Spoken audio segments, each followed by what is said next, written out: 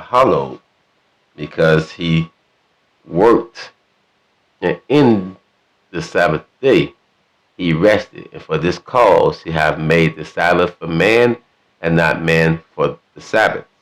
So he told man to remember the Sabbath and keep it holy. You say, well, how do you keep the Sabbath and how you keep it holy? Well, let's look at the book of Deuteronomy chapter 15 for a second, right? I'm going to bring it up. Deuteronomy chapter 15. Wait, matter of fact, before we go there, we're going to go to Exodus chapter 20 verse 10, Exodus 20 verse 10. If you guys can't hear me, I'm going to make sure you guys can see, just in case you guys need a visual of what's taking place. So I'm going ahead and put this up on the screen for you guys.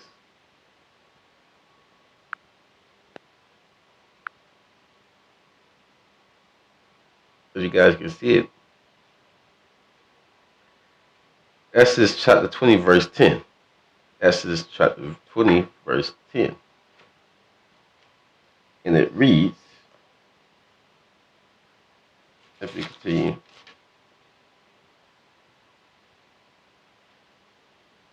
it says,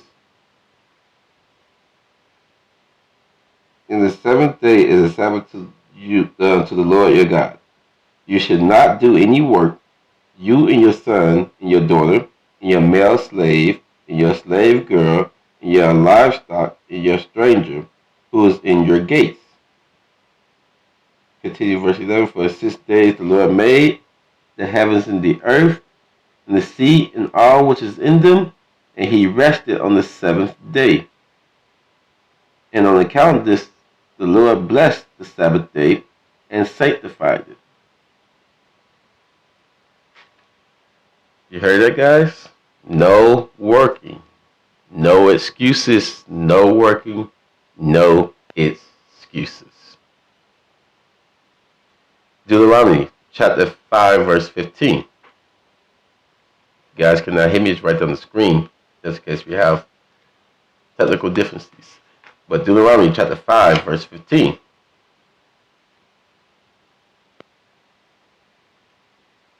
And it reads, "And remember that you were a slave in the land of Egypt, and the Lord your God brought you out from there by a mighty hand and by a stretched out arm. On account of this, the Lord your God has commanded you to keep the Sabbath day."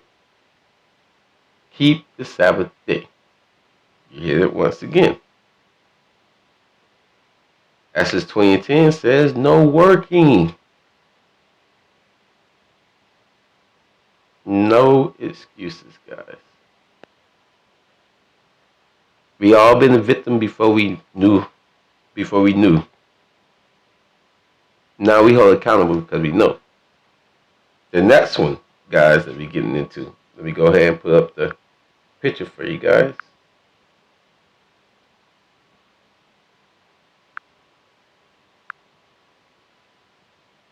No cooking. No what? Smoking. No making fires, campfires. No fire, no lighting a match. You say, huh? Why? If you do so, you'll be breaking the Sabbath. Let's go to Exodus 16 and 23. Exodus 16 and 23.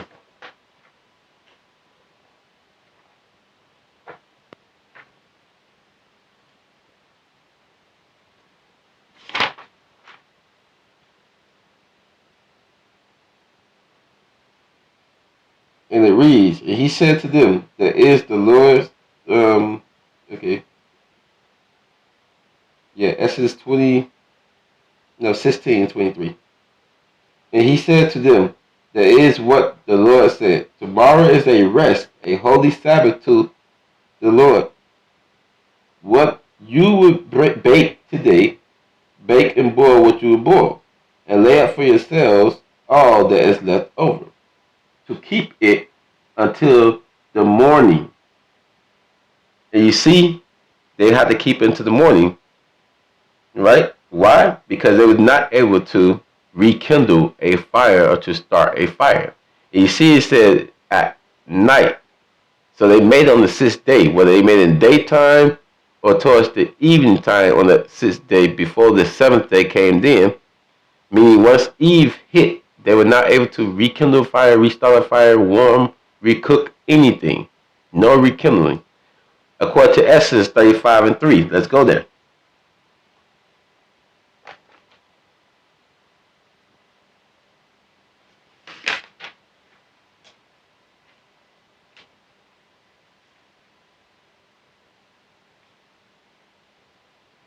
It says, you should not kindle a fire in all your dwellings on the day of the Sabbath. No kindling a fire on the day of the Sabbath. So far we have no working, no cooking, no starting a fire whatsoever on the Sabbath. This is a day the Lord have made for rest. That means if you're at these camps, the church, the synagogue, wherever you at, and you cooking or striking matches or lighting a fire or you working, you are breaking the Sabbath. I didn't say it. The Father said it.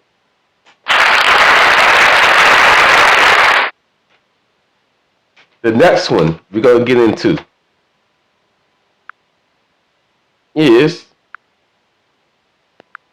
what?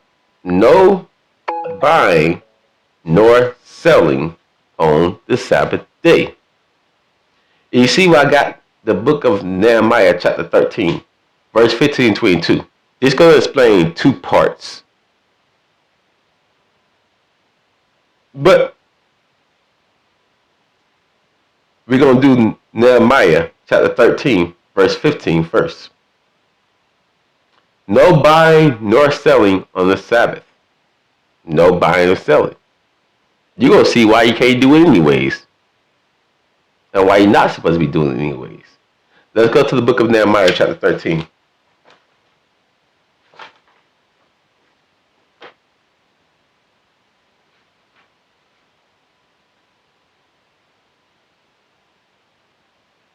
And we're going to start from verse 15. And we're going to pause and go to something. It says, in those days I saw Judah. Pay attention. Saw Judah, the lawgiver, the one especially should not leave between their legs. Judah is the lawgiver. Saw Judah. Watch what happens. In those days I saw Judah, once trading wine presses on the Sabbath. What? And bringing in sheaves and loading asses, and also wine, grapes, and figs, and all burdens which they brought into Jerusalem on this Sabbath day. I like it. I love it. I want some more. Yes, indeed. I want some more. Let's read it one more time. In those days, I saw Judah was treading wine presses on the Sabbath. You guys don't know what treading wine presses is, meaning working. And also loading asses, and also wine, grapes, and figs, and all all burdens which they brought into Jerusalem on the Sabbath day. They was working on the Sabbath day. Also carrying other burdens. You guys gonna see what they was doing with it. Exactly, right? These are the lawgivers that the Father chose to keep the law, and especially between their legs. And look, they breaking this Sabbath. Verse 16. Wait, nope. Yeah, verse 16. Oh, I ain't finished 15. So he says, and they brought burdens into Jerusalem on the Sabbath day, and I testify against them on the day they what? Sold food. They also are selling food. Also, men of Tyre, on verse 16, also lived it, who brought fish and all wares, and was selling on the Sabbath to the sons of Judah, even in Jerusalem. Verse 17, and I contended with them, with the nobles of Judah, and said to them, what is this evil thing that you do, defiling the Sabbath day? Did not your fathers do this? And did not our God bring all this evil on us, on this city? Yet you bring more wrath on Israel by defiling the Sabbath. And it happened when the gates of Jerusalem began to be dark. There we go again. There we go again. When the what? Pay attention. When the what? When the at the gates, when it began to become dark, meaning that the Sabbath starts from Eve and end the next Eve. Here we go. I commanded the gates should be shut, and commanded that they should not be open until after the Sabbath. You see? So let's read it. And it happened when the gates of Jerusalem began to be dark before the Sabbath. There we go. It's dark before the Sabbath. I commanded that the gates should be shut, and commanded that they should not be opened until after the Sabbath. And I made stand some of my servants at the gates, so there should be no burden brought in on the Sabbath day. So if you have these synagogues, these churches, these camps, whatever you want to call them, these schools, wherever, if you're leaving the house in the daytime, excuse me, you're breaking the Sabbath, because you have to get there before dark. So it's Eve. So you have to be in the gates or in the synagogues or your place of being. You're going to see why. Before Eve, and you remain there until Eve. Not only that,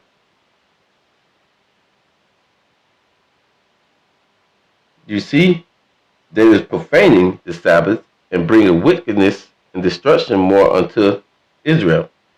And you have to send servants out to watch the gates for reasoning. You guys have those pastors and bishops and deacons and even some of the people in the congregation and even regular people on a regular day, average world that don't know nothing about the Father.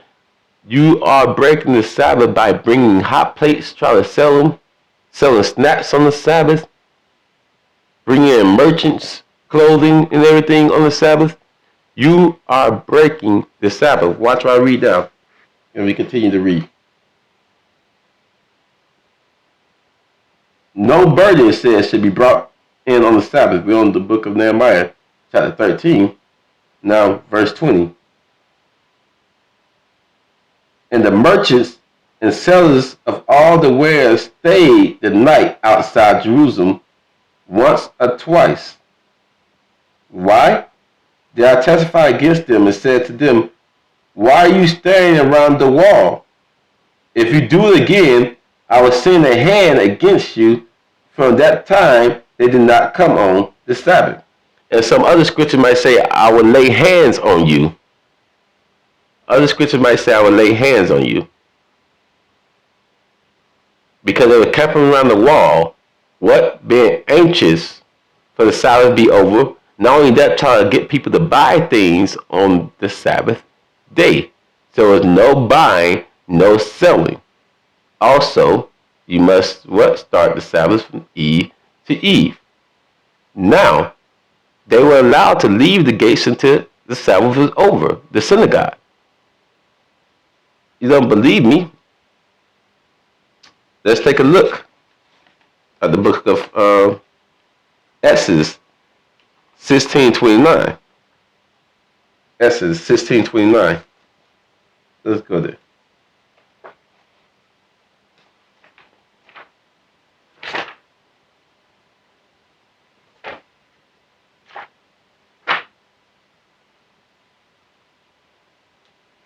The book of Exodus 16:29.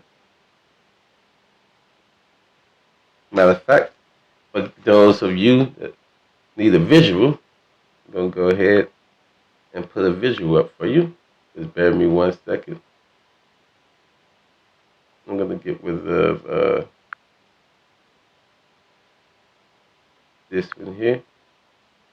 And then I'm going to add the new picture.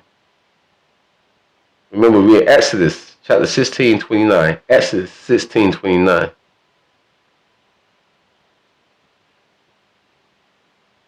Now, I'm going to put this big so y'all can really understand what he's talking about.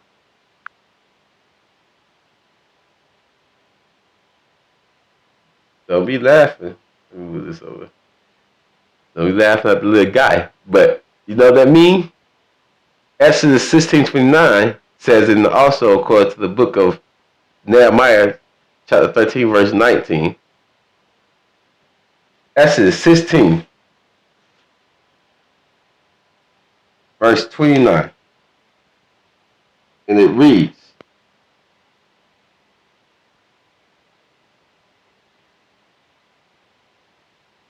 where is it? Okay. See, because the Lord has given the Sabbath to you, therefore he has given you 2 days of bread on the 6th day. Meaning everything you need to do it before the Sabbath. And the last day you should be doing anything is on the 6th day. Each one of you remain, there we go, each one of you remain in his place. Do not let anyone go out from his place on the 7th day. And the people rested on the 7th day. According to the book of Exodus, chapter 16, verse 29 to verse 30. Not only that, according to the book of Nehemiah 13 and 19, verse 19. And you see, they was there before dark, a little bit before dark, going into the gates. The gates were closed to the synagogue. They would not come out to the next eve. That means they weren't able to buy and sell anyways. That means they were not able to leave anyways. In the book of Nehemiah, and even in the New Testament, when they were going to the synagogue, they would not leave. And if they did, they would be breaking the Sabbath, which Pharisees and Sadducees did it all the time. That's how they called Christ walking amongst. And he's the Lord of the Sabbath. But nevertheless, back in the ancestor days, and with Moses them, they didn't have the synagogue to go to, so they definitely have to remain in their own place. So when Christ comes along later on, he says the only way you're allowed is let you aiding. And if you guys don't know what aiding is to assist, to help. And then he gave an example. And there was a lamb or a goat that's inside a hole. That was your calf or your cattle. Would you not go out there and get him on the Sabbath day? Of course you would, because you're helping, you aiding. That's the example he gave. That's biblical. That's the only way you was allowed to leave on the Sabbath. So when the Pharisees and Sadducees seen Christ out there, they try to judge him, and he's the Lord of the Sabbath. He looked at them like, you breaking the Sabbath yourself. What are you doing out here? But they didn't comprehend. At least they act like they didn't. But deep down inside, they knew they was wrong. So we have what? No working. You, your kids, your teacher, your dog, your cat, whatever you use to work, your horse, your asses, whatever, nothing labors, nothing work on the Sabbath. There's no excuses. You have no rekindling a fire. No rekindling a fire on the Sabbath day.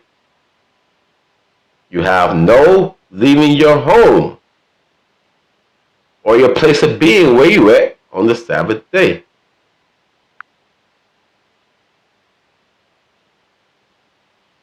And that rekindling of fire, meaning, no cooking, no striking matches or anything, no attempt to restart a fire. So my brothers and sisters, I do like to thank you guys for, participating and watching, because it's not my words. This is the Father's words.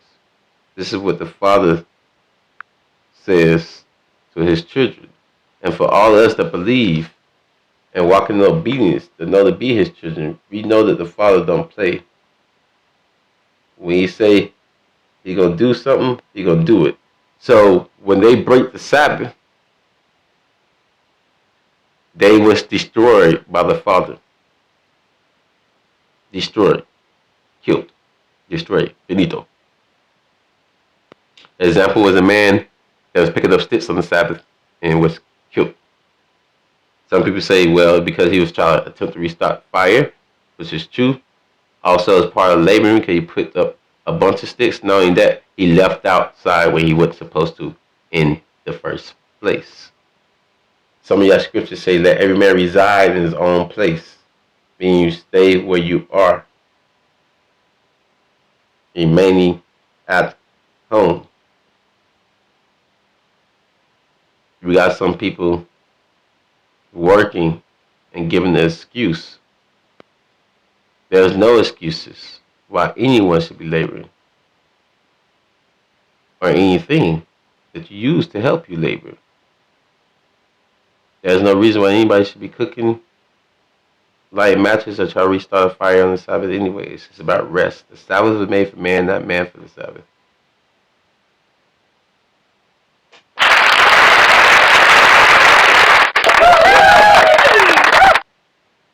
My brothers and sisters, repent, because the fact that you are forgiven for what you not know. If you was doing it in faith, you were doing it to the best of your possibilities. But the Father have sent his living word out. And obedience is better than sacrifice. Once you know, you hold accountable. So, if you guys liked it, the content, and the living word that you got here today, please subscribe, like, share your Israel page. Remember, this is what? Your opinion versus the Bible.